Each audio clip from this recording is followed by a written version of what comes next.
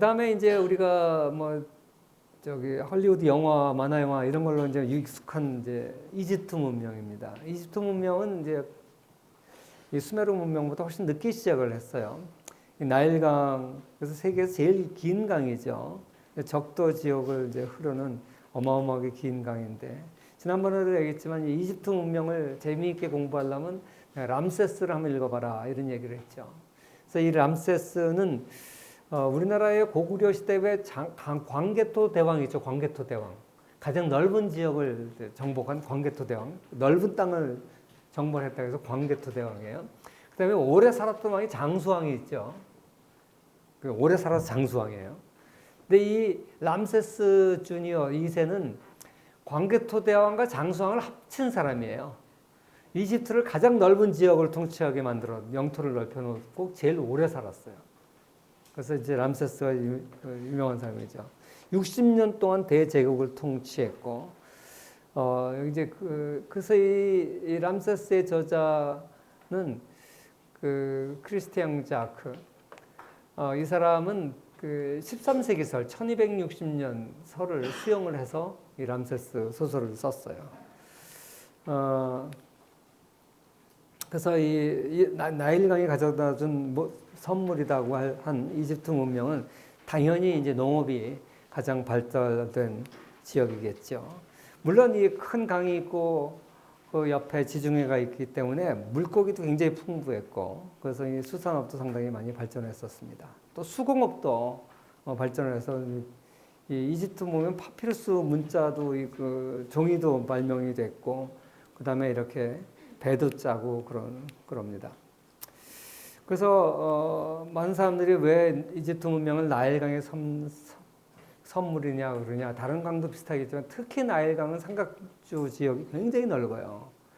그래서 이 범람을 해마다 이제 엄청난 넓이의 땅이 범람을 하니까 이 네 땅 내 땅이 섞이니까 이제 이걸 측량하기 위해서 천문학이 발달하는 거죠. 기하학과 천문학이 발달하게 됩니다.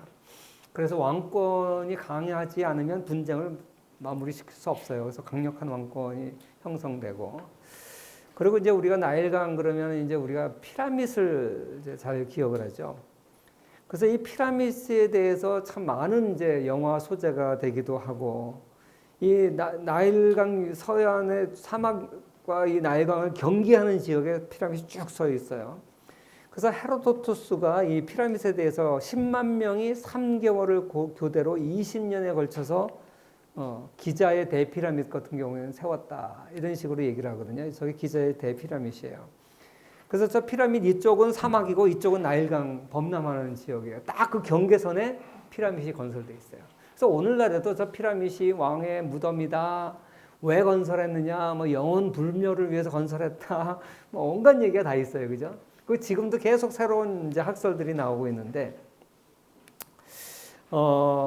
그다음 이건 아까 했던 모세 출애굽에 대한 얘기고, 람세스 1290년입니다.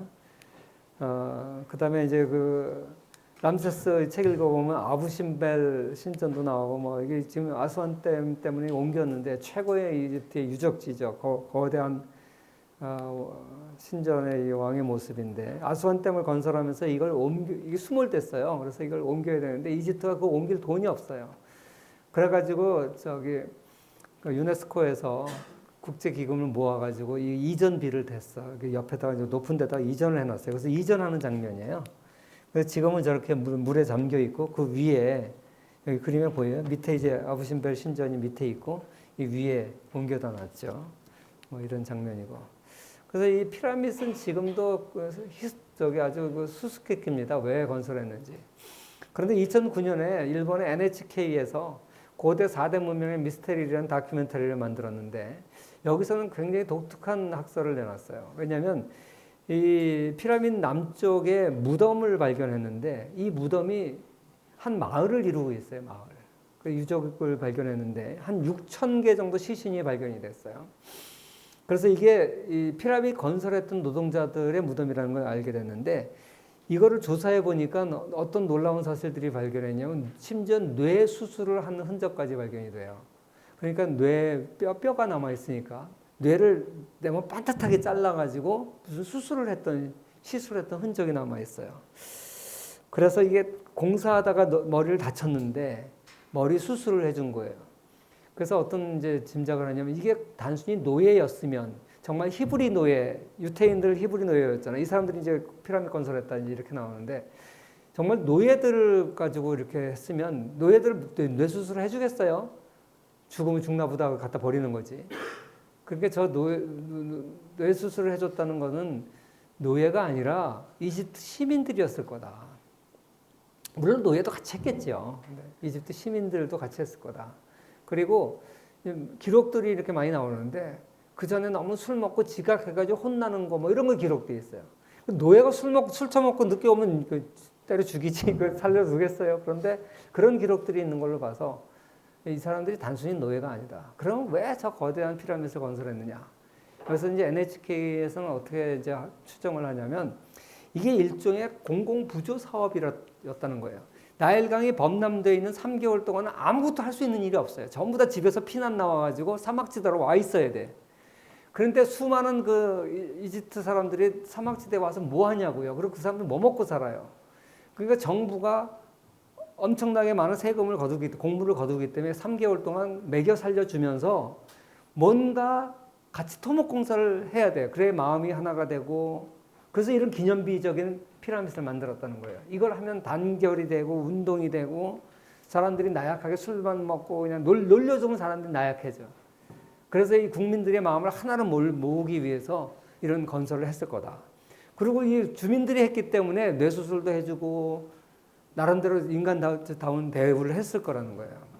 그래서 이런 유적이 하나 발견됨으로써 그동안 피라미드 건설을 둘러서 온갖 억측이 이제 새로운 학설이 나올 수 있는 거예요. 아무튼 이게 다 어떻게 보면 나라 통치, 경제랑 관련이 되는 거죠.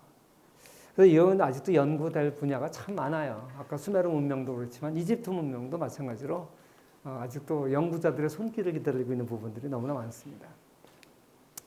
그 다음에 중국 문명. 우리가 흔히 선사시대, 삼황 오제 시대 이런 건 다 신화예요, 신화. 심지어는 하은주 시대라고 그러죠. 하나라, 은나라, 주나라. 이것도 다 신화입니다. 아직 정확하게 밝혀지지가 않았어요. 그래서 기원전 한 1000년까지는 중국에서는 신화 시대입니다. 그러니까 어떻게 보면 중국 문명은 아까 얘기했던 수메르 문명은 말할 것도 없고 이집트 문명이나 이 히브리 문명보다 훨씬 뒤의 얘기죠. 10세기 같으면 이게 다윗 왕조 시대거든요. 그 다윗 왕조 이미 이전에도 사울 왕도 있었지만 그 이전에 그 사사시대라는 게 있어요. 사사시대. 그러니까 삼손과 드릴라 영화가 보였어요. 삼손 얘기도 나오고 그러죠. 사무엘, 이게 다 사사들이에요. 사사는 한국말로 번역하면 판사라는 뜻이에요. 판사. 영어로 사사를 저지라 그래, 저지. 그러니까 이제 왕의 기능 중에 하나가 재판하는 거잖아요. 그래서 이 왕이라고 부르기 전에는 이제 사사라고 불렀어요. 그러니까 저지, 영어로 저지. 한국 성경에는 이제 사사라고 번역이 되어 있는데, 이 사람들이 이제 단지 재판만 하는 게 아니라 전쟁이 일어나면 총사령관이 되는 거예요. 그 삼손이 대표적인 그 사사 중에 한 사람이고, 여자도 사사가 있었어요. 성경에 보면 여자가 사사가 있어요. 그러니까 이 과거에 왕이 여자가 있는 시대인 거나 마찬가지예요. 그죠? 그런 게 성경에 다 기록되어 있습니다. 아무튼 중국은, 주나라가 이 11세기, 10세기 정도고, 우리가 소위 말하는 춘추 전국시대, 공자맹자 시대인 춘추 전국시대가 기원전 7세기, 8세기부터 되니까 5세기까지니까 사실 기원전 5세기면 그리스 시대입니다. 그리스가 한참 번창했던 시기가 BC 5세기거든요. 그러니까 그리스 시대가 전국 시대하고 비슷하고 로마는 이제 늦게 시작했어요. 그리스보다. BC 1세기에 시작해가지고 로마 전성 시기가 이제 AD 1세기니까 그거 이제 그리스하고 이제 전국 시대하고 비슷하죠. 그래서 중국 문명은 최초로 중국 그 거대 제국을 통일한 게 진나라죠. 그래서 진한 시대, 그 후에 삼국 시대 이렇게 오면서 이 진한 시대가 이제 고대 국가가 완성되는, 절대주의 국가가 완성되는 시기입니다. 그래서 약 그 기원전 1000년경에 부족이 1200개 부족의 국가가 있었다 그러고 춘추 시대가 그리고 BC 500년경에 30개로 이제 통합이 되다가 춘추 전국 시대, 춘추 시대에 16개, 전국 시대 7개. 그러다가 이제 진나라 때 시황제에 의해서 천하 통일을 하는 거죠. 그래서 진시 황제가 이제 최초의 통일 왕조를 만든 이제 절대 군주죠. 그래서 우리가 중국 역사에서 가장 이제 화려하고 유명한 황제가 있다 그러면 진나라의 시 황제죠. 여러분 이제 진시 황제에 대한 다큐멘터리 하나 소개하면 영국에서 만들어진 진시 황제 1, 2편이 있어요. 이걸 보시면 굉장히 재미있습니다. 뭐 재밌는 얘기 지금 시간도 얼마 없고 다 못 하겠는데 진시 황제의 동양에서는 이제 그 후대 왕량은 굉장히 무식한 황제라고 이제 그러죠. 왜냐하면 이제 분석 갱유를 했기 때문에 서적을 전부 불태워 버렸어요. 그래서 이제 굉장히 무식한 황제다 이렇게 이제 유학자들은 얘기하는데 사실 진시 황제가 불태워버린 거는 전부 유학책이에요. 유교. 진시 황제는 법가를 숭앙한 사람이에요. 그러니까 법가하고 유가는 서로 대립이 돼요. 법가는 뭐냐면 인간은 악하니까 법을 엄정하게 다스려야 된다. 상벌을 분명하게 해야 된다는 게 법가 사상이고 유가 사상은 덕치 사상이에요. 그러니까 그렇게 법으로 엄밀하게 다스리지 말고 덕으로 감화시켜야 된다, 사람을. 근데 이 두 가지가 중국의 천년의 역사 속에서 항상 서로 갈등과 경쟁을 했는데, 그리고 이제 그 진나라 이후에 한나라 이후는 전부 이 유학이 중국의 통치 이념이 됐죠. 근데 그 전에 최초로 통치했던 진시황제는 이 법과 사상을 가지고 통치를 하려고 했어요. 그래서 유학책은 저건 몸에 해롭다. 그래가지고 다 태워버린 거예요. 유학자들이 볼 때는 무식한 황제지. 그래서 이 농업이나 의학서적은 전부 보존을 했고, 유학서적만 이제 이단 사설이다. 그래서 이제 불태워버린 거예요. 사실은. 그리고 진시 황제는 이제 만리장성을 최초로 쌓았던 사람이고, 높이 10m에 5,000km에 100만 명이 동원됐었다 그래요. 그 중에 4분의 1이 사망을 했다 그러니까 얼마나 원성이 높았겠어요. 그래서 진나라가 망하고 한나라가 이제 일어나는 거죠. 그리고 이 진나라 시황제가 얼마나 많은 그 사람들을 동원하고 했는지는 그 진시 황릉에 가보면 알아요. 서안에 가보면 병마용이 있는데 나도 이거 한번 가봤는데 진짜 어마어마한 규모예요. 관광객들이 끊어지지 않고 거기 그 이집트의 기자의 피라미드에 맞먹는 규모예요. 그리고 이 안에서 이제 많은 구덩이들이 발견이 됐는데 그 구덩이들한테서 이제 저 진흙으로 된 이제 무덤 사람들이 무지하게 많이 나왔죠. 여기 보면 청동으로 만든 새도 나오고 이게 청동으로 만든 새예요. 여기 그다음에 이제 이게 실물을 이제 줄여 놓은 거예요. 황제의 마차 같은 거 진흙으로 이렇게 만들어 놨는데. 아직 진시황 무덤이 다 발굴되지는 않았어요. 근데 사기 기록을 가지고 이제 알 수 있는데 바닥에는 수은으로 지도를 만들어 놓고 강 같은 걸 바다를 표시할 때 수은으로 했고 천장에는 이제 보석으로 박아놨었다. 근데 그게 다 이제 보석은 다 없어졌죠. 그 추정도가 이제 진시황이 이렇게 생겼을 거다. 이제 추정을 하는 거고. 뭐 우리가 알다시피 이제 진시황이 영생 불사하려고 선남 선녀들 뽑아가지고 이제 우리나라 금강산까지 왔었다 그랬죠. 불로초를 찾으려고 보냈다 그러죠. 근데 이 진시황이 수은 중독으로 죽었을 거다 이렇게 얘기를 많이 해요. 영생하려고 수은 알약을 5년간 먹었었다 그러죠. 참 무식한 얘기예요 지금 보면. 그래서 이 업적은 한자를 만들었고 최초로 중국을 통치했고 그래서 차이나라는 단어가 이 치인에서 나오는 거죠. 그래서 이제 그 이전에 분열되어 있던 나라를 춘추 전국 시대를 마무리시키고 봉건제를 종식시켜서 중앙집권 체제를 만들었고 병마용에 대한 수수께끼는 정말 많습니다. 그래서 이 안에 얼마나 많은 이제 것들이 나오냐면요, 이 병마용이 나오는 이 진흙 사람들이 다 칼라였어요 처음에는. 여기 보면 이렇게 칼라로 돼 있었다고요. 얼마나 화려한지. 근데 지금 가보면 다 진흙이 칼라가 없어졌어요. 그래서 왜 그러냐 하면 이 레커라고 하는 나무 진으로 만들었는데 이게 굉장히 조금밖에 나오질 않아요. 그리고 이게 요새 산소하고 만나면 다 없어져요, 색깔이. 바로 날아가 버려요. 그래서 지금 발굴을 못 해. 지금 발굴할 때는 칼라인데 며칠만 지나면 이제 칼라가 없어져 버리니까 이걸 날아가기 전에 이제 색깔이 날아가지 않게 뭘 씌워야 되는데 이거 기술이 없어요 지금. 그래서 중국도 지금 발굴을 안 하고 있습니다 일부러.